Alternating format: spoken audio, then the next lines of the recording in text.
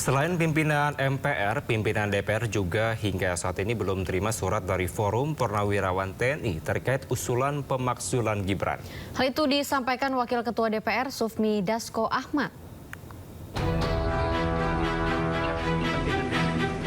DPRD angkat suara terkait isu pemakzulan Wakil Presiden Raka Buming Raka yang diklaim Forum Purnawirawan telah diserahkan ke DPR. Wakil Ketua DPR RI Sufmi Dasko Ahmad menyatakan hingga saat ini pimpinan DPR belum menerima surat. Hal senada juga disampaikan Ketua DPR RI Puan Maharani. Puan mengaku belum melihat surat usulan dari Forum Purnawirawan TNI kepada DPR dan MPR tersebut. Tapi suratnya secara resmi dari Sekretariat Jenderal belum dikirim ke pimpinan. Dan biasanya kalau dikirim itu akan dibahas di Rapim dan Bamus yang sesuai mekanisme yang baru akan dilakukan mungkin besok atau pekan depan. Itu kan Forum Purnawirawan. Ini juga ada beberapa surat yang mengatasnamakan juga Purnawirawan. Dan Purnawirawan ini kan banyak. Jadi kita mesti sikapi hati-hati dan kita akan kaji dengan cermat sebelum kemudian ada hal yang diambil oleh lembaga Dewan Perwakilan Rakyat. Belum lihat, ini baru masuk masa sidang, semua surat pemilihan yang diterima masih di tata usaha. Berarti Mbak Puan belum lihat secara langsung? Belum. Isu pemakzulan Wakil Presiden Gibran Raka Buming Raka berawal dari 8 tuntutan Forum Purnawirawan TNI. Dari 8 tuntutan tersebut, salah satunya adalah usulan pemakzulan Gibran. Terkait tuntutan tersebut, Presiden ke-7 Joko Widodo sekaligus ayah dari Gibran menyebut tuntutan Forum Purnawirawan itu merupakan bagian dari demokrasi.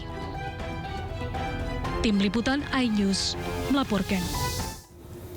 Ketua MPR RI Ahmad Muzani mengaku belum mendapat informasi dari Sekretariat Jenderal MPR RI perihal surat usulan pemakzulan Gibran Raka Buming Raka. Ya, surat tersebut sebelumnya dilayangkan oleh Forum Purnawirawan TNI.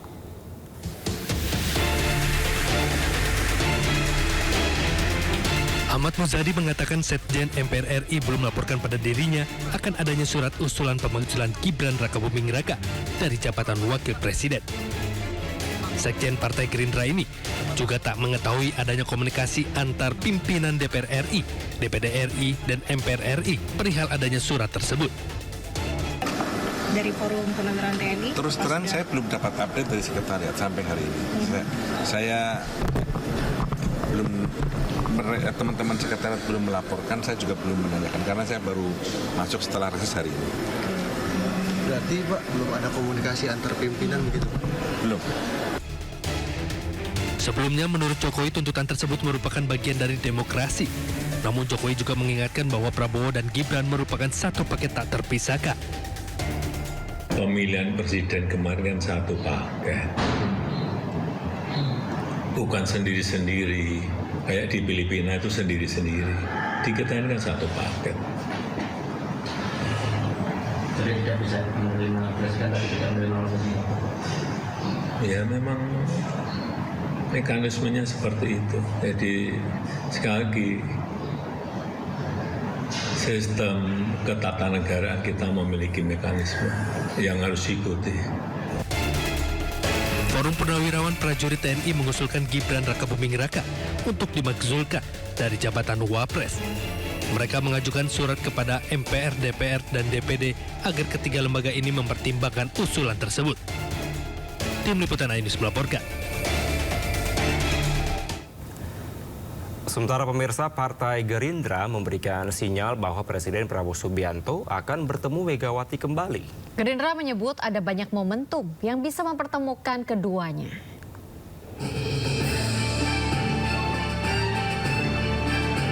Sekretaris Jenderal Partai Gerindra Ahmad Muzani memberi sinyal akan ada pertemuan kembali antara Ketua Umum Partai Gerindra Prabowo Subianto dengan Ketua Umum PD Perjuangan Megawati Soekarno Putri. Kendati demikian, Muzani mengaku belum mengetahui pasti waktu pertemuan keduanya. Dirinya optimis pertemuan kedua tokoh negara itu bisa terrealisasi.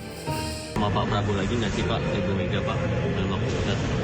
Saya belum tahu, tapi insya Allah akan segera ketemu. Karena ketemu itu kan ada banyak momentum yang bisa mempertemukan, tidak harus semuanya bertemu dalam tempat yang disetujui. Tapi banyak event yang akan banyak mempertemukan antara Ibu Mega dengan Pak Prabowo. Sebelumnya Presiden Prabowo bertemu dan berbincang hangat dengan Presiden kelima Republik Indonesia Megawati Soekarno Putri. Momen tersebut terjadi sebelum upacara peringatan Hari Lahir Pancasila di Gedung Pancasila Jakarta 2 Juni yang lalu.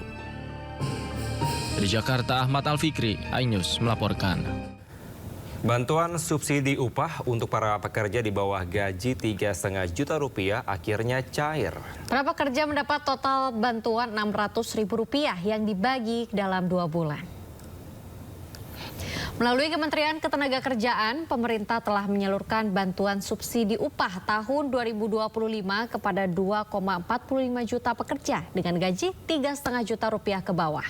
Menteri Ketenagakerjaan Yasirli menyampaikan BSU ditujukan untuk membantu daya beli pekerja bergaji rendah. Program ini juga menargetkan 17 juta pekerja yang akan menerima uang bantuan sejumlah Rp300.000 per orang. Jumlah ini akan dibayarkan sekaligus untuk 2 bulan, sehingga masing-masing pekerja menerima bantuan Rp600.000. BSU tahun 2025 diberikan sebesar Rp300.000 per bulan per pekerja atau buruh yang diberikan untuk 2 bulan dan dibayarkan sekaligus, sehingga total yang akan diterima oleh sebesar Rp600.000. Ya pemirsa, Presiden Prabowo Subianto meresmikan Bali International Hospital atau BIH di kawasan ekonomi khusus kesehatan Sanur, Kota Denpasar. Presiden Prabowo Subianto meresmikan fasilitas kesehatan Ngurah-San Wellness and Aesthetic Center di RSUP Profesor Ngurah.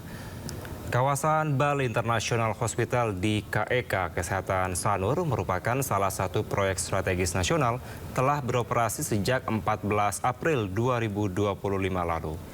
Hingga kini, BIH telah melayani 19 pasien yang mengakses pemeriksaan kesehatan menyeluruh dan 14 pasien gawat darurat. KEK Kesehatan Sanur yang memiliki luas total 41,26 hektar ini ditargetkan mampu mengundang investasi sekitar 10,2 triliun rupiah dan diperkirakan menyerap sekitar 43.647 tenaga kerja. Selain itu, Presiden Prabowo juga meresmikan kawasan ekonomi khusus yang juga memperkuat posisi Bali sebagai destinasi strategis untuk transformasi layanan publik yang berstandar internasional. Saya kira ini adalah suatu terobosan yang pertama kali di Republik kita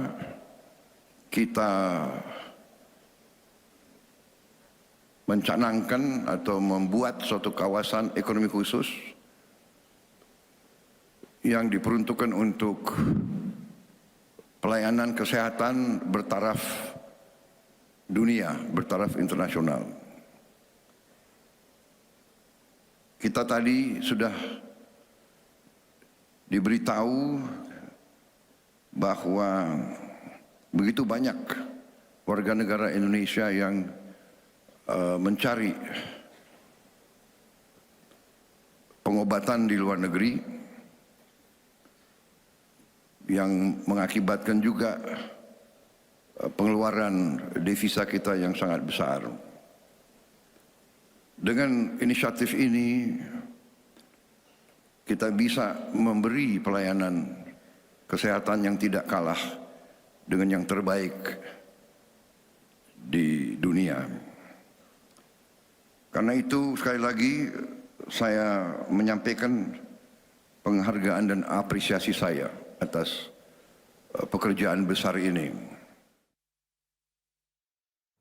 Hari ketiga retret Kepala Daerah Gelombang 2 di Jatinangor, Sumedang, Jawa Barat, Menteri Pendidikan Dasar dan Menengah Abdul Muti menjadi pembicara. Di hadapan peserta Mendikdasmen RI memaparkan pemerintah rencananya akan revitalisasi 10.440 sekolah yang ditargetkan mulai dibangun pada Juli nanti.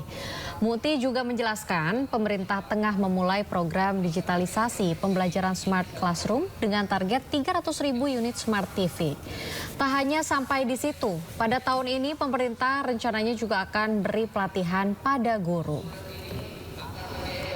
Kami sampaikan menyangkut beberapa kebijakan terkait dengan guru, kebijakan yang terkait dengan penguatan pendidikan karakter melalui 7 kebiasaan Indonesia Hebat, program Pagi Ceria, dan juga program bimbingan konseling untuk pelatihan para guru.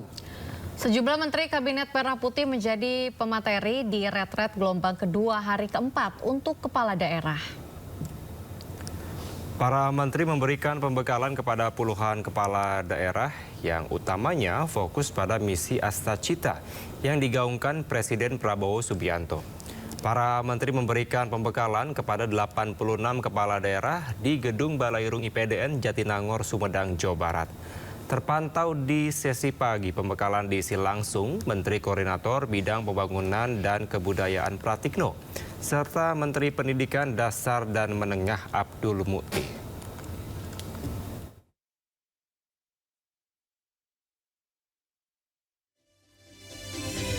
Keluarga korban WNI di Iran khawatir konflik Iran dan Israel berpengaruh pada keselamatan keluarganya. Informasi usai jeda, tetaplah bersama kami di Sindo Today.